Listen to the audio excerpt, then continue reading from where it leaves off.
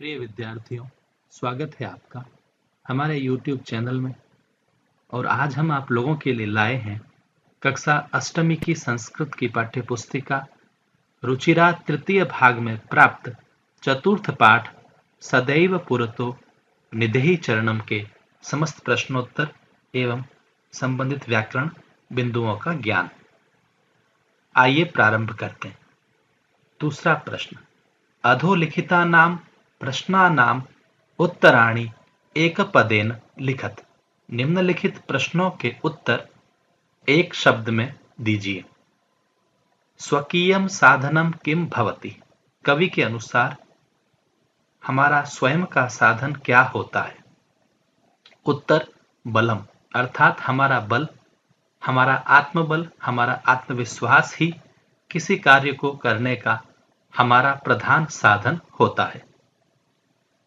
प्रश्न ख, पथि के विषमाः प्रखराः।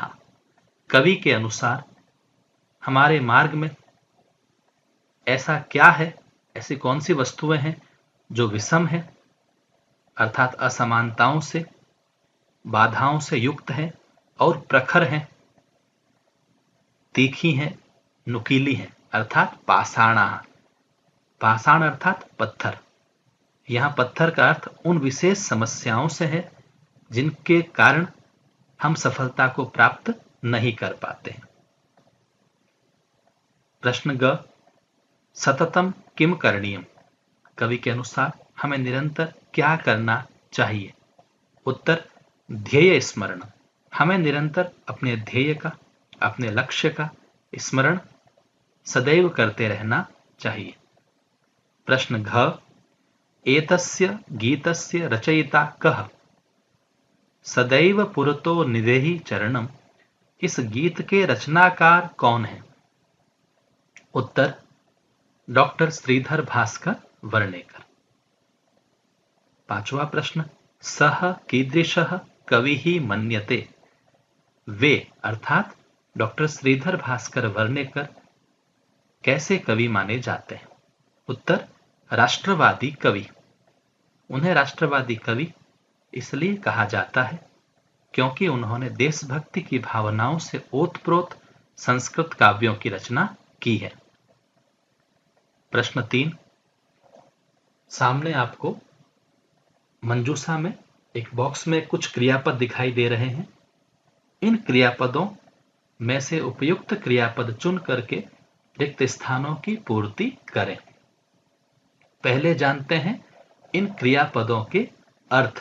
निधेहि रखो, विधेहि धारण करें, जही ही त्याग दो अथवा छोड़ दो, देहि दो, भज भजन करो, चल चलो, कुरु करो, त्वम पुरतः चरणम निधेहि, तुम सदैव, पुरतः अर्थात सामने की ओर, आगे की तरफ, चरणम निधेहि कदम रखो अथवा कदम बढ़ाओ, त्वम विद्यालयम चल, तुम विद्यालय चलो, राष्ट्रे अनुरक्तिम विधेहि, राष्ट्र में देश के प्रति अनुरक्ति की, अनुराग की भावना को हम धारण करें।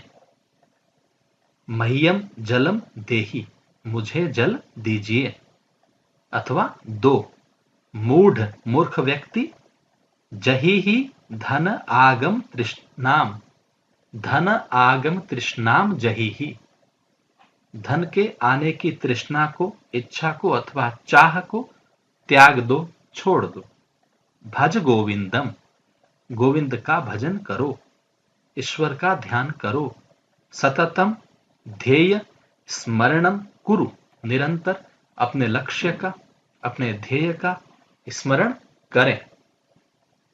प्रश्न चौथे का अ भाग है, उचित कथना नाम समक्षम आम, अनुचित कथना नाम समक्षम न इति लिखत। नीचे कुछ संस्कृत वाक्य दिए गए हैं।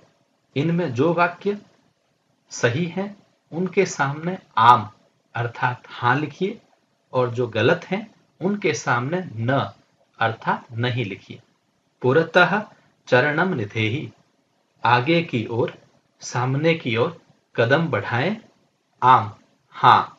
निज निकेतनम गिरि शिखरे अस्ति। हमारा निकेतन, हमारा निवास स्थल क्या पर्वत शिखर पर है? आम, हाँ। स्वकीयम बलम बाधकम भवति। हमारा बल, हमारा आत्मबल क्या कार्य की सिद्धि में हमारे लिए बाधक होता है? न, नहीं। पथि हिंस्राः पशवः न सन्ति। हमारे मार्ग में क्या हिंसक पशु नहीं हैं? पशु हैं, अतः न आएगा। गमनम सुकरम अस्ति। क्या मार्ग बहुत ही सरल है, आसान है, सुकर है? न, नहीं। सदैव अग्रे एव चलनीयम। हमेशा ही आगे की ओर ही चलते रहना चाहिए। आम, हाँ। प्रश्न 4 आ भाग में आते हैं। यहां कुछ एक समान दिखने वाले वाक्य निर्माण हेतु पद दिए गए हैं। उन पदों के अर्थ में भेद है। आपको पदों का अर्थ लिखना है और उसी पद का प्रयोग करते हुए वाक्य निर्माण करना है, ताकि उन दोनों ही समान दिखने वाले पदों का आप अर्थ भली प्रकार समझ सकें। परितः, परितः अर्थात चारों ओर अथवा चारों तरफ। परितः के योग में द्वितीय विभक्ति होती है। ग्रामम परितः क्षेत्राणि सन्ति। गांव के चारों ओर खेत हैं। ध्यान दीजिए, यहां ग्रामम पद में द्वितीय विभक्ति परितः शब्द के योग में प्रयुक्त हुई है। पुरतः अर्थात सामने अथवा आगे की ओर। पुरतः शब्द के योग में षष्ठी विभक्ति का प्रयोग होता है। गृहस्य पुरतः रम्या वाटिका अस्ति। घर के सामने अथवा आगे सुंदर वाटिका अथवा बगीचा है। नगः न गच्छति इति नगः।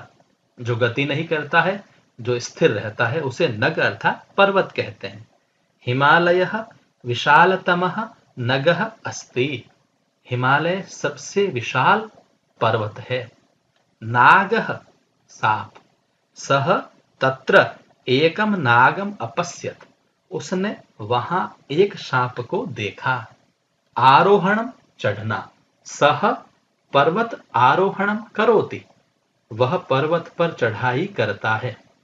अवरोहणम उतरना। सह पर्वतात अवरोहणम करोति। वह पर्वत से नीचे उतरता है। विषमाः असमान। जीवने विषमाः परिस्थितयः भवन्ति। जीवन में असमान विषम परिस्थितियां होती हैं। समाः समान। सर्वदा समाः परिस्थितयः न भवन्ति। हमेशा समान परिस्थितियां नहीं रहती हैं। प्रश्न 5। मंजूषातः अव्यय पदानि चित्वा रिक्त स्थानानि पूरयत। आप देख पा रहे होंगे, सामने एक बॉक्स बना हुआ है, उसमें कुल 7 क्रियापद दिए हुए हैं।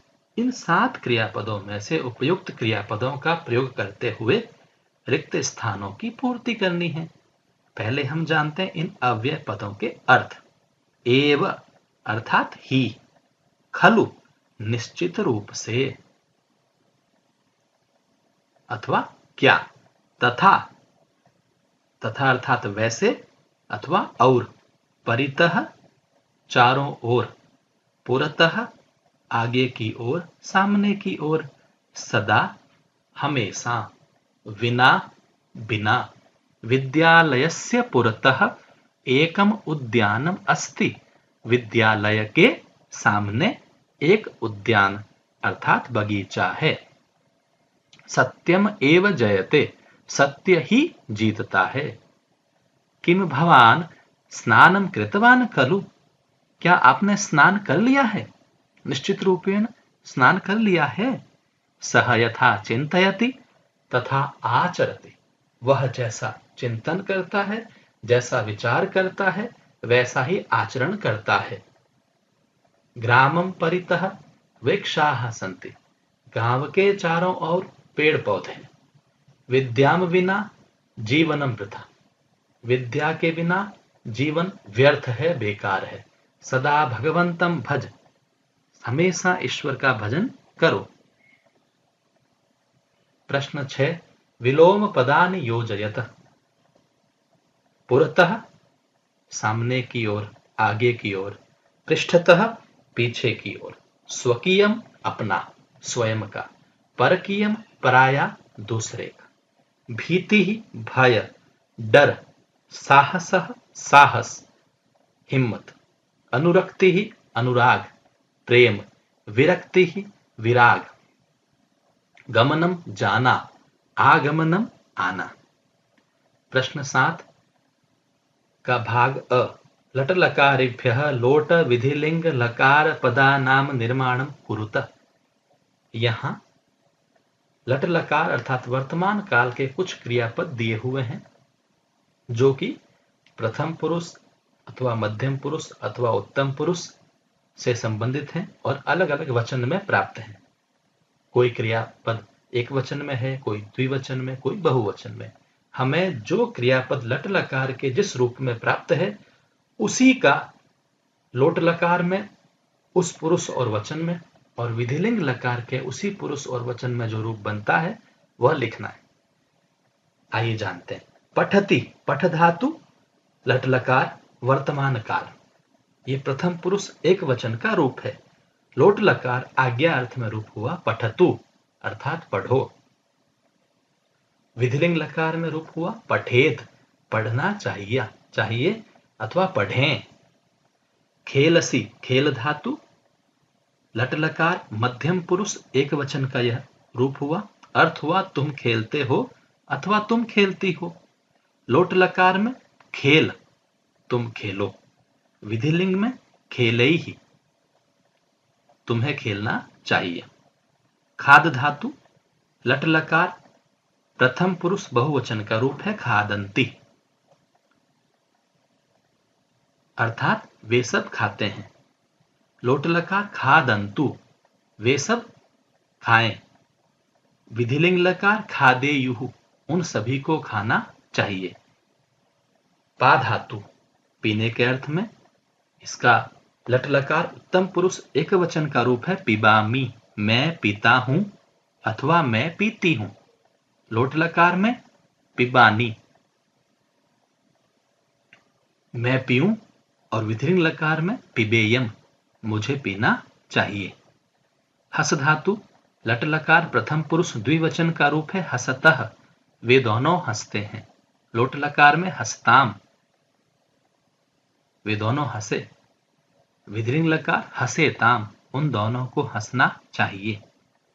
नी धातु ले जाने के अर्थ में, लट लकार उत्तम पुरुष बहुवचन का रूप है नयामः, हम सभी ले जाते हैं। लोट लकार नयाम, हम सभी ले जाएं। विधिलिंग लकार नयेम, हम सभी को ले जाना चाहिए।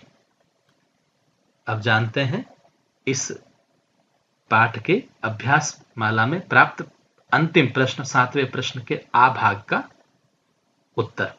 अधोलिखितानि पदानि निर्देशानुसारम परिवर्तयत, नीचे दिए गए पदों को निर्देश के अनुसार परिवर्तित कीजिए। गिरि शिखर सप्तमी एक वचन, गिरि शिखरे, पर्वत शिखर पर। पथिन, ये नकारांत शब्द है, हलंत शब्द है, व्यंजनांत शब्द है, सप्तमी एक वचन में रूप हुआ पथि अर्थात मार्ग में। राष्ट्र अकारांत पुल्लिंग का शब्द है, चतुर्थी एक वचन का रूप होगा राष्ट्राय, देश के लिए। पाषाण सप्तमी एक वचन में जो रूप बनेगा पाषाणी, पत्थर पर अथवा पत्थर में। यान अकारांत नपुंसकलिंग का रूप है, द्वितीय बहुवचन में रूप बनेगा यानानी, अनेक यान, अनेक वाहन, अनेक गाड़ियां। शक्ति प्रथमा एक वचन में रूप होगा शक्ति ही अर्थात शक्ति। पशु सप्तमी बहुवचन में रूप प्राप्त होगा पशुषु अर्थात अनेक पशुओं में, बहुत सारे पशुओं में। तो ये हमारा प्रयास है आप लोगों के लिए। ये प्रयास कैसा लगा आप अपने कमेंट के द्वारा हमें अवश्य सूचित करें। धन्यवाद।